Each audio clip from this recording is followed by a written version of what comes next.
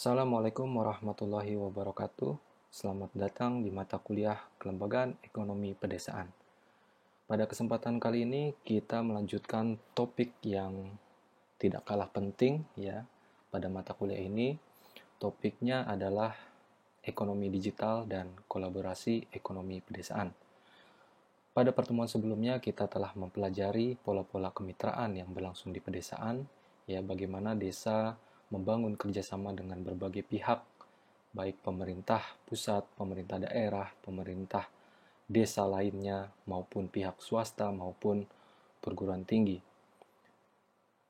Kemudian pada kesempatan kali ini kita coba untuk mengkaitkan dengan aspek lainnya, yaitu kehadiran teknologi digital.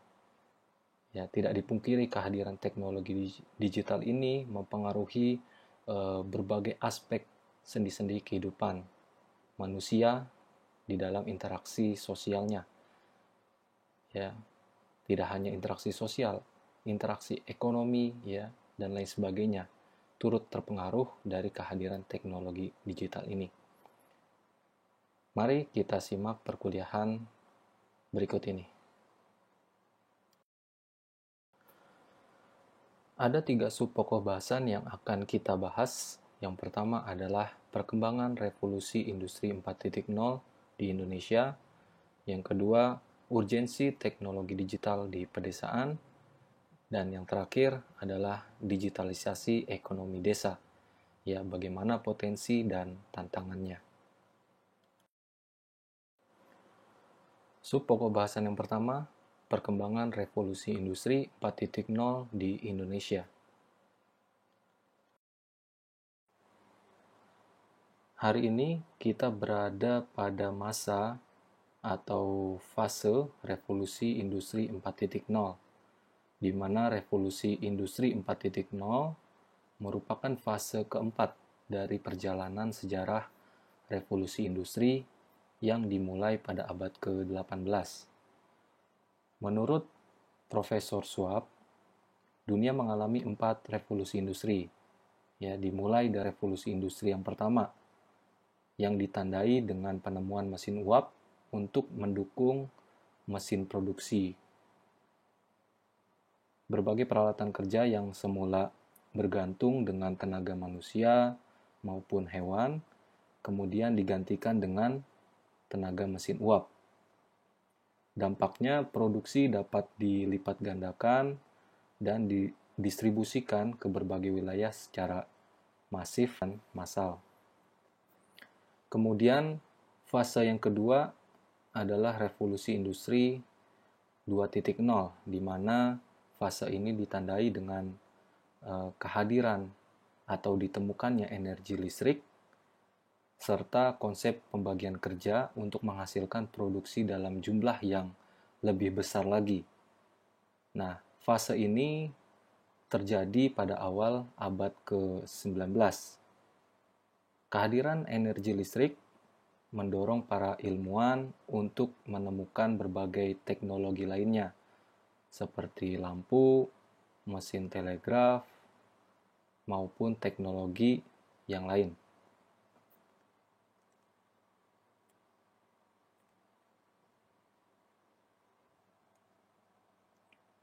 Kemudian fase yang ketiga adalah revolusi industri 3.0, di mana revolusi 3.0 ini ditandai dengan kehadiran mesin industri yang tidak lagi dikendalikan oleh tenaga manusia, tetapi menggunakan program logic controller atau yang kita kenal dengan komputer. Ya, bagaimana mesin ini secara otomatis bergerak berbasiskan komputer.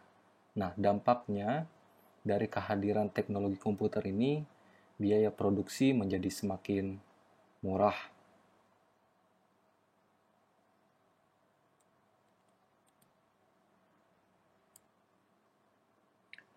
Revolusi industri mengalami puncaknya pada hari ini dengan lahirnya teknologi digital yang berdampak masif terhadap kehidupan manusia di seluruh dunia. Revolusi industri terkini atau generasi keempat mendorong sistem otomatisasi di semua proses aktivitas. Teknologi internet yang semakin masif tidak hanya menghubungkan jutaan manusia di seluruh dunia, tetapi juga menjadi basis bagi transaksi perdagangan dan transportasi secara online.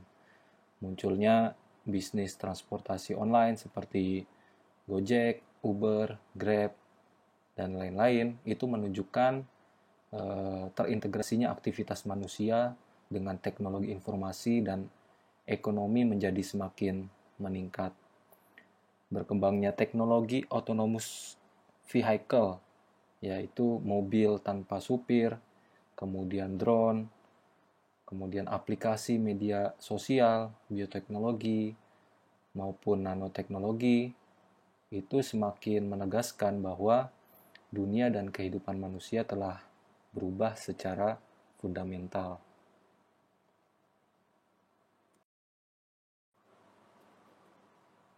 Revolusi Industri 4.0, fase di mana saat ini kita hidup dan berada, di mana revolusi industri ini mengubah secara fundamental seluruh segi kehidupan masyarakat, mulai dari cara hidup, cara beraktivitas, bekerja, berkomunikasi, berinteraksi satu sama lain. Demikian halnya dengan institusi sosial, ekonomi, politik yang mengatur kehidupan masyarakat, turut serta mengalami perubahan secara fundamental akibat dari kehadiran teknologi digital ini. Hal tersebut mendorong atau dalam tanda kutip memaksa semua aspek, semua lini, semua pihak untuk beradaptasi, ya, menyesuaikan diri dengan perkembangan zaman yang sedang berlangsung. Mulai dari aspek pertanian maupun pedesaan. Mau tidak mau harus adaptif terhadap perkembangan zaman. Jika tidak, maka kita bisa melihat atau merefleksikan berbagai perusahaan-perusahaan, ya, yang tadinya berjaya, yang tadinya mapan, kemudian hancur ketika tidak mampu untuk beradaptasi dengan perkembangan zaman, tidak mampu melakukan inovasi, ya, yang mampu menyaingi teknologi-teknologi baru yang hadir.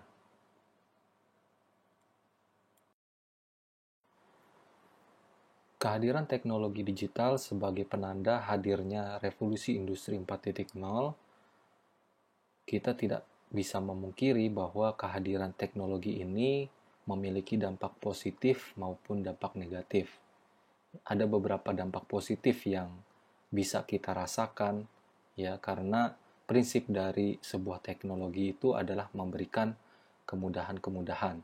Nah, dari kehadiran teknologi digital, ya, itu mempermudah aksesibilitas manusia, ya, dari berbagai aspek, ya, aspek komunikasi, sehingga kita mudah untuk melakukan komunikasi, ya, tidak lagi dibatasi dari jarak maupun waktu. Ya, seperti perkuliahan kali ini, kita berkomunikasi secara tidak langsung dengan menggunakan sebuah platform digital, ya, di mana platform digital ini bisa mentransfer pesan dari sumber kepada penerima. Ya, selain itu, memudahkan juga terjadinya pertukaran informasi dan data dengan menggunakan email, website, maupun newsgroup. Kemudian yang ketiga, dengan kehadiran teknologi digital ini, itu memudahkan transaksi bisnis. Ya, kita sangat merasakan di era pandemi saat ini, ya, pandemi COVID-19, di mana kita membatasi diri untuk bisa keluar rumah. Nah, untuk pemenuhan kehidupan sehari-hari, biasanya kita menggunakan platform digital, e-commerce, ya, sehingga kita bisa melakukan pemesanan kebutuhan kita di aplikasi tersebut, kemudian barang tersebut sampai ke rumah. Nah, ini adalah dampak positif yang dirasakan dari kehadiran teknologi digital. Selain itu, ada dampak negatifnya juga. Ya, ada banyak di sini, ada 6. Yang pertama, dari kehadiran teknologi digital ini bisa mendorong terjadinya digital divide maupun digital inequality. Ya, terjadi kesenjangan akses terhadap digital. Ketika ada satu wilayah yang masih minim infrastrukturnya, mereka akses terhadap internet terganggu, ya. Padahal dengan kehadiran internet itu mendukung proses pendidikan, ya, di masa saat ini. Nah, ketika akses internet sulit, maka kebutuhan akan pendidikan menjadi terganggu dan itu berdampak di kemudian hari. Ya. Kemudian poin yang kedua, dampak negatifnya adalah munculnya berbagai kejahatan cyber, ya, munculnya hacker, kemudian bully, ya, di berbagai media-media sosial. Kemudian yang ketiga, sistem kerja digantikan oleh teknologi. Kebutuhan tenaga kerja berkurang sehingga meningkatkan jumlah pengangguran. Nah, ini sebagai dampak negatifnya. Kemudian yang keempat, kualitas sumber daya menurun. Karena apa? Karena kita terbuai dengan kehadiran teknologi digital ini. Kemudian yang kelima, kecanduan game online, ya. Ini seringkali kita temukan anak-anak sekolah sudah kecanduan game online. Kemudian yang keenam, terjadi perubahan perilaku, ya, pada anak akibat dari meniru atau terinspirasi dari konten-konten dari internet. Ya, ini sebagai dampak dari kemudahan yang dirasakan oleh masyarakat, oleh anak-anak menelusur, mencari informasi yang sebetulnya tidak sesuai dengan usia mereka, sehingga mendorong terjadinya perilaku yang tidak baik, ya, karena hasil dari meniru dari konten yang mereka akses. Nah, ini adalah dampak positif dan dampak negatif dari kehadiran teknologi digital. Selanjutnya, berikut adalah data profesi apa saja sih atau mata pencarian apa saja yang terancam keberadaannya dari kehadiran teknologi digital ini. Ya, kita bisa lihat mata pencarian atau profesi yang paling rentan, ya, tergantikan dengan kehadiran teknologi digital adalah di bidang pertanian, kehutanan, perikanan. Ya, kemudian di bidang industri, kemudian retail trade, construction, transportasi, kemudian administrasi, bahkan pendidikan, ya. Itu profesi seperti guru, dosen itu akan tergantikan, dan ini sudah sangat dirasakan, ya, bagaimana siapapun bisa belajar, ya, mencari tahu segala informasi yang dibutuhkan melalui mesin pencarian, ya, yang kita kenal dengan Google. Ya, artinya seseorang bisa belajar apapun tentang apapun, ya, dari yang namanya Google ini. Nah, kemudian profesi yang lainnya seperti pelayanan publik, ya, kemudian kesehatan, finansial, pertambangan, dan lain sebagainya. Nah, artinya apa? Artinya ketika kita tidak menyiapkan diri, ya, masyarakat atau sumber daya manusia tidak disiapkan, maka bukan tidak mungkin akan lebih banyak lagi pengangguran-pengangguran yang muncul karena kehadiran teknologi digital ini.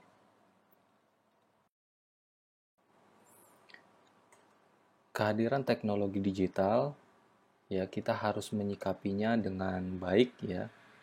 Jangan sampai kita terjebak dengan konsekuensi yang muncul seperti yang disampaikan sebelumnya.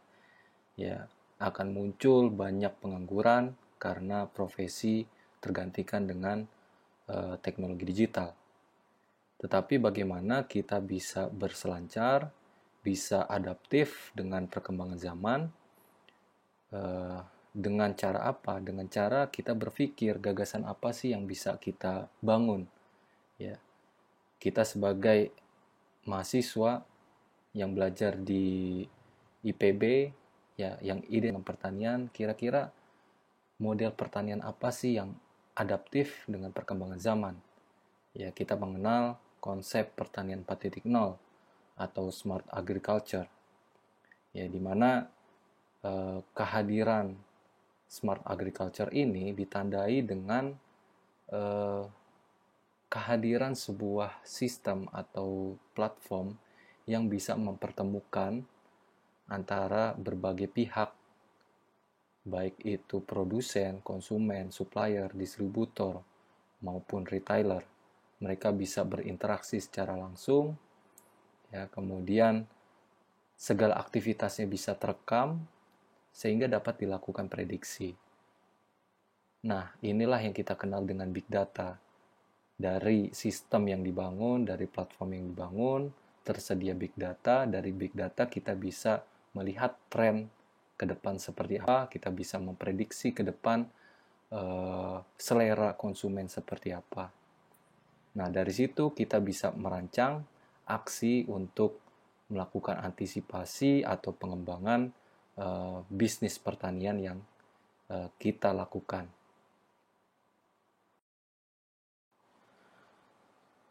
Mengimplementasikan gagasan pertanian 4.0 tentunya tidak bisa dilepaskan dari tantangan atau kondisi yang saat ini berlangsung di Indonesia, ya, terkait dengan soal pertanian.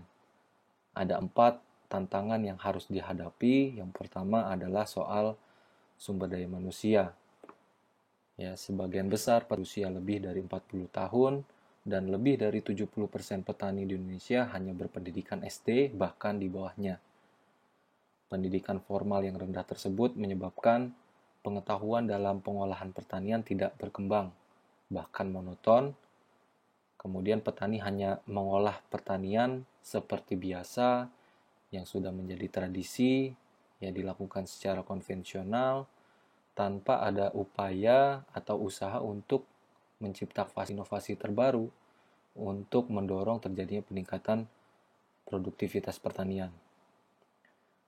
Kemudian tantangan yang kedua adalah permasalahan kondisi lahan pertanian di Indonesia. Ya.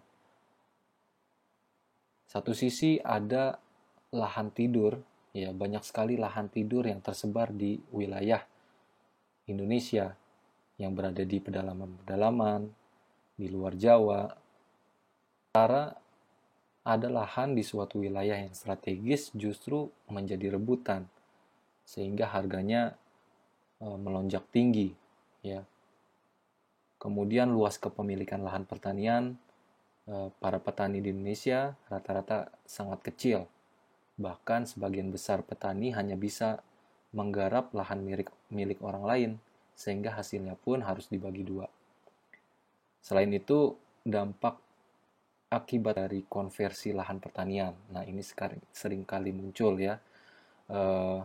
Terjadi konversi yang tadinya lahan pertanian menjadi non-pertanian. Nah, angkanya itu menunjukkan ada sebanyak 150.000 sampai 200.000 per tahun. Nah, ini yang menjadi tantangan ke depan. Kemudian yang ketiga adalah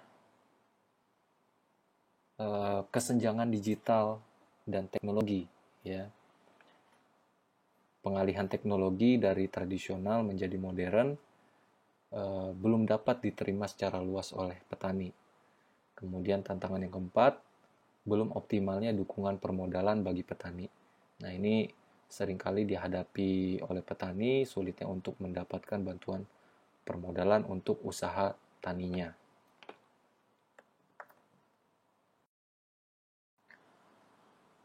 Untuk membangun ekonomi digital di Indonesia, termasuk di bidang pertanian, tentunya ada faktor-faktor yang harus dipetakan terlebih dahulu, ya. mulai dari kekuatannya, kemudian kelemahan, peluang, dan ancaman. Nah, berikut ini adalah tabel yang menunjukkan hasil identifikasi kekuatan yang dimiliki oleh Indonesia dalam membangun ekonomi digitalnya. Yang pertama, secara ketersediaan infrastruktur dan akses digital sudah terbangun dengan baik di Indonesia. Ya, meskipun kita masih melihat masih adanya ketidakmerataan atas pembangunan infrastruktur dan akses digital tersebut.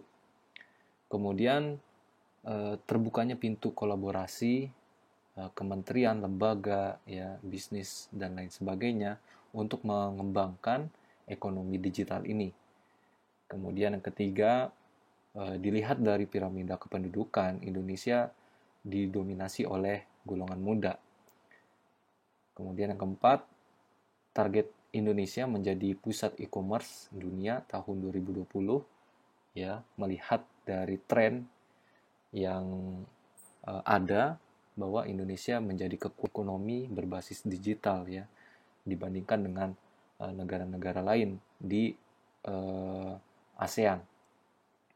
Kemudian jumlah pengguna internet di Indonesia termasuk ranking 5 besar di dunia. Nah, ini menjadi kekuatan, ya, untuk didorong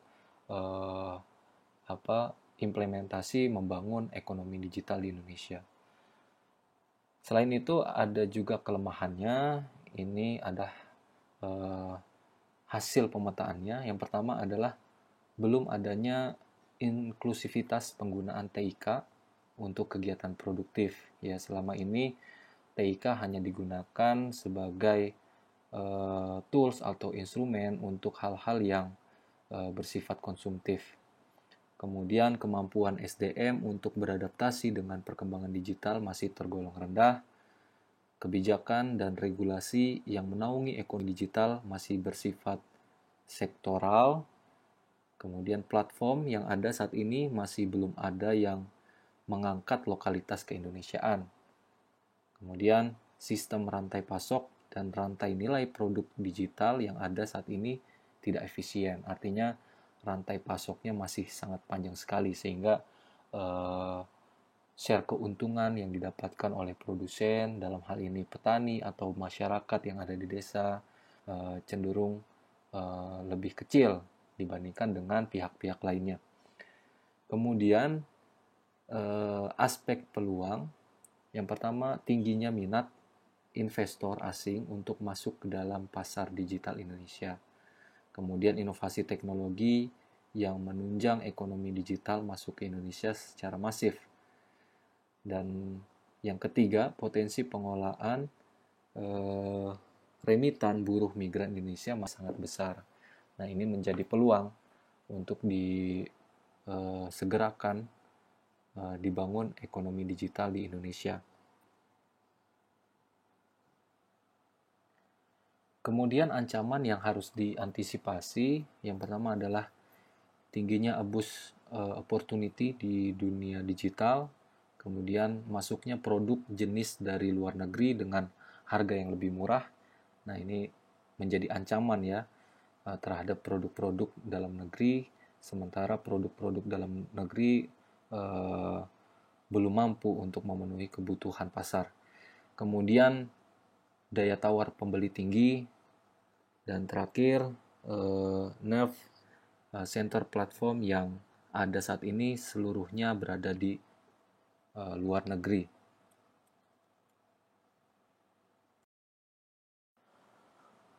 Subpokok bahasan yang kedua, urgensi pemanfaatan teknologi digital di Indonesia. Membangun ekosistem ekonomi digital di Indonesia menjadi urgent dan penting, terutama untuk didorong di tingkat desa dan masyarakat desa. Ya, mengapa? Karena dengan kehadiran teknologi digital ini bisa mendorong tercapainya presisi dan akuntabilitas, serta mendorong partisipasi dan inklusivitas, ya, antar berbagai pihak yang berbisnis. Ya, sebagai contoh, di bidang pertanian. Seperti kita ketahui sebelumnya bahwa pola-pola kemitraan yang berlangsung di desa di bidang pertanian seringkali memunculkan pihak-pihak yang dirugikan, ya. Bahkan ada pihak-pihak yang sangat diuntungkan dari pola kemitraan. Nah, hal ini bisa terjadi karena tidak terbangunnya transparansi, ya, tidak terbukanya informasi, tidak terbukanya akses pasar yang dirasakan oleh pihak tertentu, dalam hal ini petani. Akses informasi, akses pasar itu hanya dikuasai oleh pihak-pihak tertentu saja. Dalam hal ini adalah pengumpul kecil maupun pengumpul besar. Nah, dengan kehadiran teknologi digital, tentunya itu bisa mendorong terbukanya informasi, ya, terbukanya komunikasi, terbukanya transparansi, ya, karena dengan sistem yang dibangun bisa tercapai akurasi perhitungan dan ketepatan pembiayaan yang dapat dipertanggungjawabkan seluruh pihak. Ya, kemudian dari sistem yang terbangun, dari teknologi digital yang terbangun, bisa mendorong terjadinya transparansi dan keterlibatan seluruh pihak dari proses produksi hingga pembayaran. Ya. Nah, dari presisi akuntabilitas, partisipasi, dan inklusivitas itu bisa membangun trust atau kepercayaan antar pihak, sehingga mendorong terjadinya keadilan sosial. Dari pola kemitraan yang tadinya tidak tercapai win-win solution, dengan menggunakan teknologi digital ini bisa tercapai win-win solution, ya, tercapai keadilan sosial, tidak ada pihak yang dirugikan dan tidak ada pihak yang merugikan, sehingga proses bisnis, proses ekonomi yang berlangsung bisa berkelanjutan.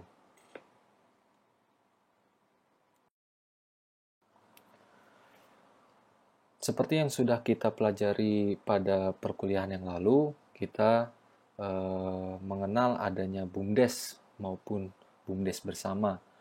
Ya, lembaga ini atau organisasi ini menjadi penggerak ekonomi di desa maupun penggerak ekonomi di kawasan pedesaan.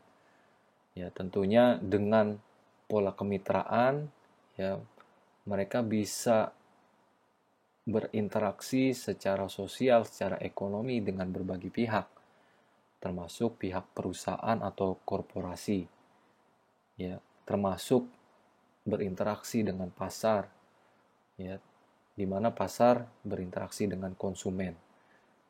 Nah, tentunya BUMDes dan BUMDes bersama memiliki peran yang fundamental, yaitu sebagai collecting center maupun distributing center, ya, mampu mengumpulkan seluruh hasil panen milik petani yang ada di desa, yang ada di kawasan pedesaan, untuk selanjutnya didistribusikan kepada perusahaan, ya, di mana perusahaan menuntut adanya 3K, kuantitas, kualitas, dan kontinuitas.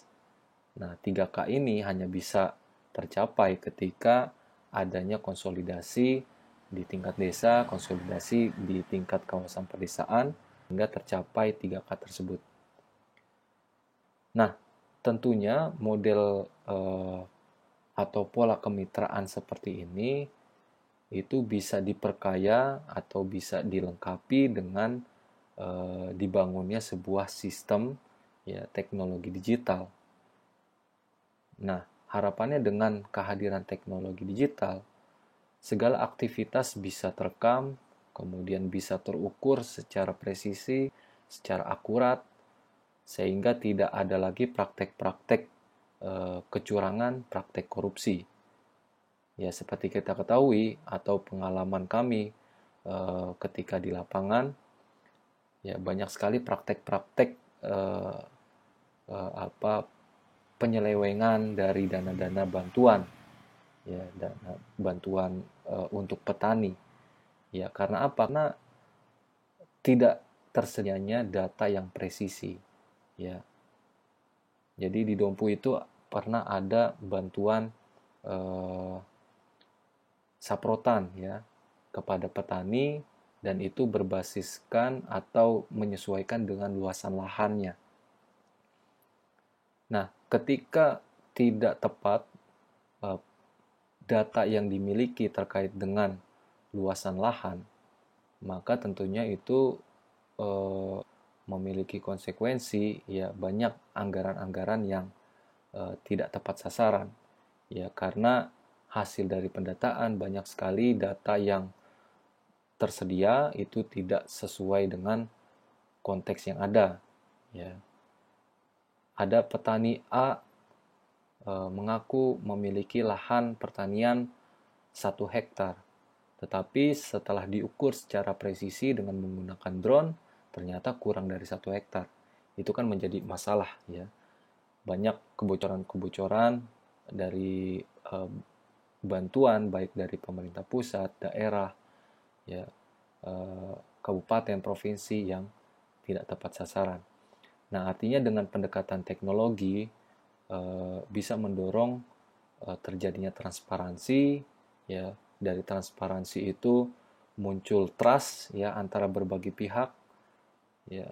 Dari pihak pemberi bantuan, trust terhadap pihak yang diberikan bantuan, karena data yang dimiliki presisi.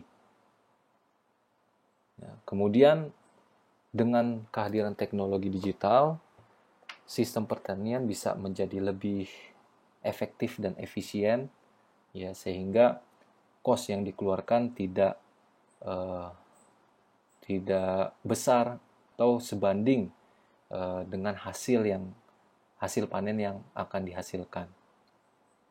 Ya, dari teknologi digital kita bisa tahu kebutuhan lahan ini dibutuhkan berapa ton pupuk misalkan, ya. Dari luasan lahan ini dibutuhkan berapa banyak jumlah bibit yang dibutuhkan. Nah, tentunya ini dibutuhkan hitungan-hitungan yang presisi yang diterjemahkan ke dalam bentuk artificial intelligence.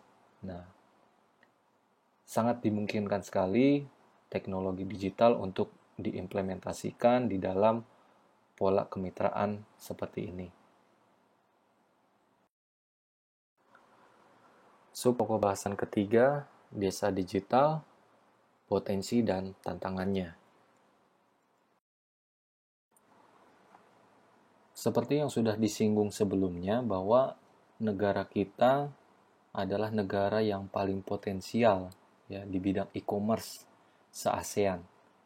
Bisa dilihat perbandingannya, grafiknya ini melonjak naik, ya, dari transaksi e-commerce yang berlangsung di Indonesia.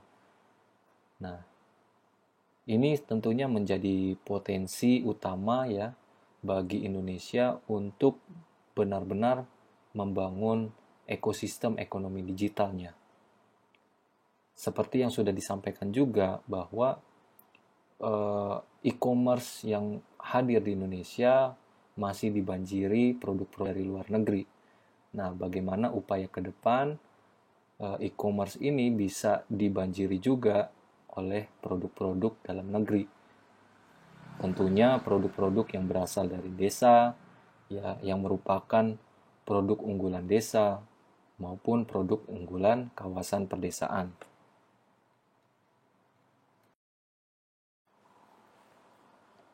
Desa di Indonesia sebagian besar bertipologi sebagai desa pertanian. Ya, kemudian dilihat dari statusnya berdasarkan Indeks Desa Membangun tahun 2019, ada 5 status desa, ya, mulai dari desa sangat tertinggal, ada sebanyak 3.540 desa. Kemudian desa tertinggal ada 17.633 desa. Desa berkembang ada 38.189 desa. Desa maju 8.649 desa. Dan desa mandiri hanya 442 desa. Nah, harapannya dengan pengukuran indeks ini, pemerintah bisa menargetkan ya ada berapa banyak desa yang perlu didorong sehingga statusnya yang tadinya sangat tertinggal bisa menjadi berkembang ya, yang tadinya tertinggal bisa menjadi berkembang, yang tadinya berkembang bisa maju atau bahkan menjadi mandiri, yang maju bisa menjadi mandiri.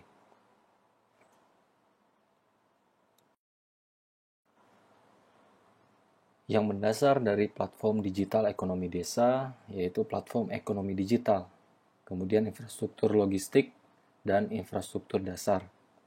Nah, platform digital ini perlu diperkuat di desa sehingga desa ke depan menjadi pusat-pusat produksi produk-produk unggulan ya yang mampu menyuplai kebutuhan perkotaan. Nah, tentunya eh, produksi produk unggulan desa maupun kawasan pedesaan itu bisa mengoptimalkan peran-peran dari badan usaha milik desa maupun badan usaha milik desa bersama.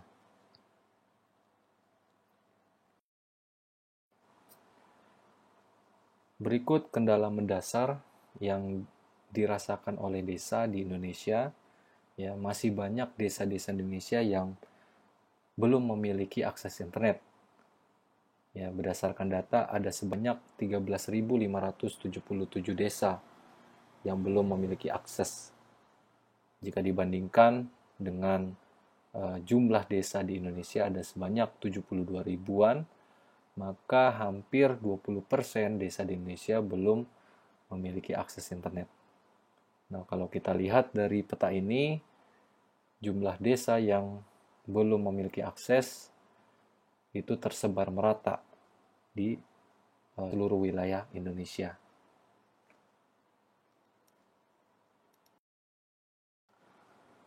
Nah, sebetulnya Indonesia telah memiliki infrastruktur jaringan internet, backbone fiber optic Indonesia, yang dibangun mulai dari tahun 2015 sampai 2019, ya mencakup wilayah Papua hingga Aceh.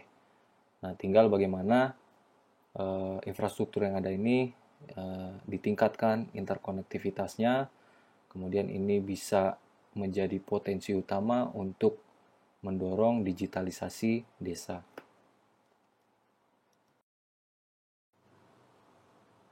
Desa digital merupakan salah satu rencana strategis dari pemerintah dalam rangka mendukung proses digital transformasi nasional menuju Smart Nation.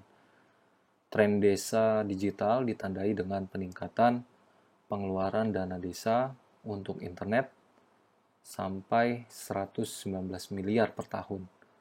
Namun kondisi di lapangan lebih dari 13.000 desanya masih belum terjangkau sinyal internet.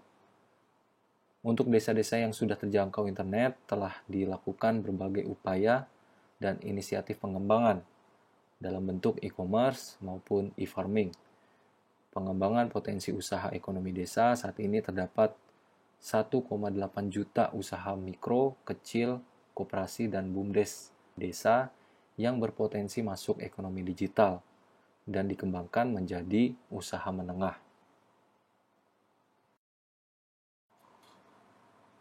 Ekosistem desa digital perlu dibangun dengan melibatkan berbagai pihak, tentunya dengan keterlibatan berbagai pihak. Dalam hal ini adalah misalkan BUMN, kemudian pemerintah pusat, pemerintah daerah, pihak swasta, dan lain sebagainya, itu bisa mendorong terjadinya percepatan pembangunan ekosistem desa digital.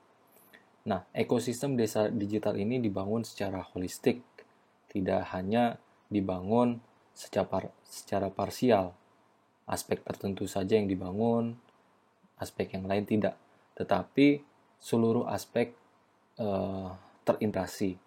Ya, mulai dari aspek pemerintah dalam bentuk e-budgeting, e-government, kemudian dana desa, kemudian pada aspek pendidikan ada e-learning, kemudian info terkait dengan pendidikan, kemudian pada aspek pertanian, peternakan, dan perikanan, kemudian ada livestock tracking, kemudian precision farming, kemudian di aspek perbankan dan keuangan ada microfinance, ya, kemudian asuransi atau produk keuangan lainnya.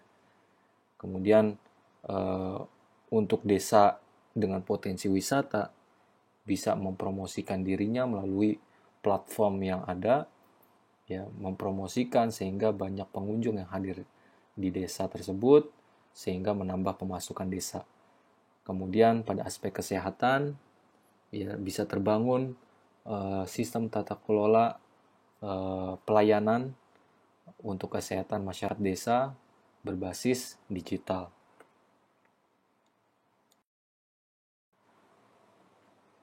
Membangun ekosistem desa digital tentunya ini bisa mendorong terjadinya perbaikan dan percepatan di dalam pembangunan desa. Ya, ada 4 aspek di sini. Yang pertama aspek ekonomi dan ketahanan pangan. Dengan kehadiran ekosistem desa digital, ini bisa menjadi solusi bagi pemasaran produk unggulan desa melalui BUMDes sebagai grosir desa. Kemudian menjadi solusi juga sebagai aplikasi pasar untuk produk atau jasa antar warga sesuai dengan ciri ekosistem desanya. Kemudian menjadi solusi digitalisasi UMKM melalui e-pos yang terkoneksi dengan perbankan dan pembayaran non-tunai. Kemudian dimungkinkan terjadinya penambahan pendapatan asli desa. Kemudian di aspek pemberdayaan masyarakat desa, dengan kehadiran ekosistem desa digital ini bisa membawa perubahan yang lebih baik di bidang pendidikan, ya, karena bisa dibentuk perpustakaan desa berbasis digital yang bisa diakses oleh seluruh warga desa. Kemudian di bidang keamanan dan kenyamanan warga, kemudian di bidang kesehatan bisa didorong dibentuknya e-puskesmas, e-bidan yang terintegrasi sampai ke level kabupaten atau di atasnya. Kemudian aspek selanjutnya tata kelola pemerintah desa. Ya, ekosistem desa digital, ya, menyediakan aplikasi yang mampu mempercepat proses pelayanan. Proses pelayanan menjadi semakin efisien dan efektif. Kemudian pengelolaan desa berbasis data. Ya, selama ini sedikit sekali desa yang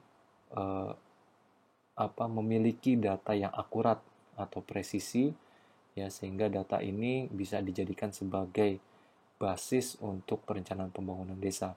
Nah, ini sangat dimungkinkan sekali dengan kehadiran ekosistem desa digital, dengan kehadiran teknologi yang mutakhir, dengan drone, ya, dengan Android, data desa yang presisi bisa terbangun. Kemudian terjadinya peningkatan kontribusi dan partisipasi warga dalam perencanaan, pelaksanaan, monitoring, dan evaluasi APB desa. Kemudian adanya media komunikasi dan kolaborasi dua arah, ya, antara pemerintah desa dengan warganya. Kemudian aspek pendukung digitalisasi desa, ya, dengan terbangunnya ekosistem desa digital, maka terbuka akses pemanfaatan internet bagi seluruh masyarakat desa. Kemudian bisa juga digunakan oleh badan usaha milik desa sehingga bisa menggeliatkan aktivitas ekonomi BUMDes.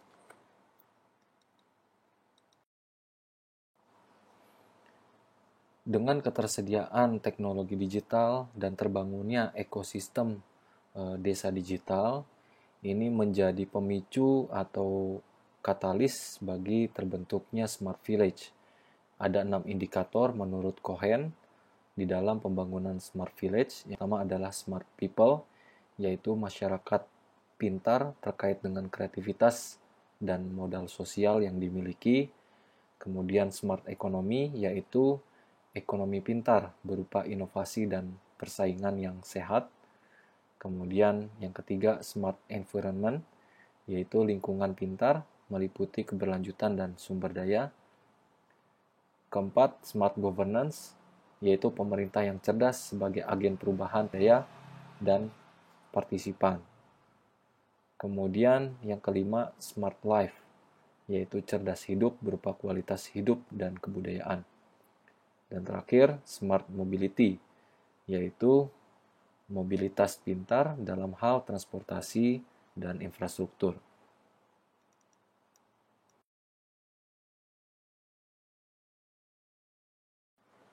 Berikut ini adalah orientasi digitalisasi ekonomi desa.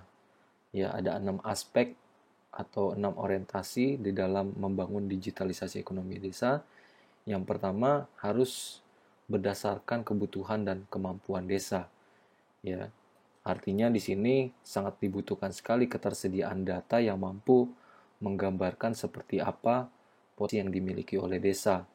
Kemudian apa permasalahan desa, kemudian apa yang dibutuhkan oleh desa, ya, sehingga ini menjadi orientasi di dalam membangun digitalisasi ekonomi desanya. Kemudian harus berdasarkan prinsip eksistensi dan akuntabilitas, ya, harus berdasarkan lokalitas, ya, bagaimana background masyarakat di sana, background ekonominya, sosialnya, budayanya, serta nilai-nilai akuntabilitas harus ditekankan di dalam membangun digitalisasi ekonomi desa ini. Kemudian berorientasi pada pelayanan publik, tentunya dengan hadirnya digitalisasi ini mempercepat dan membuat lebih efisien lagi dan efektif terhadap pelayanan publik yang diberikan desa kepada setiap warganya. Kemudian berorientasi pada peningkatan daya guna dan hasil guna penyelenggaraan pemerintah, kemudian mendorong perkara dan partisipasi warga, kemudian yang keenam, meningkatkan ketahanan sosial dan budaya masyarakat desa.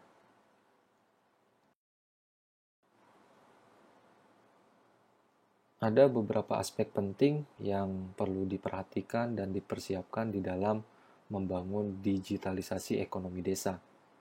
Yang pertama adalah kebijakan dan regulasi, kemudian infrastruktur, seperti tadi sudah disinggung bahwa masih banyak sekali desa-desa yang belum siap atau belum memiliki akses terhadap internet, dan itu harus didorong sehingga seluruh desa di Indonesia memiliki akses terhadap infrastruktur tersebut.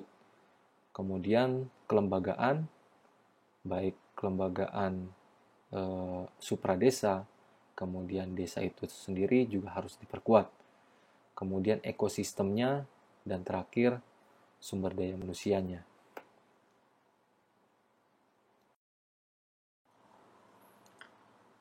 Demikian perkuliahan kali ini. Kurang lebihnya mohon maaf. Wassalamualaikum warahmatullahi wabarakatuh.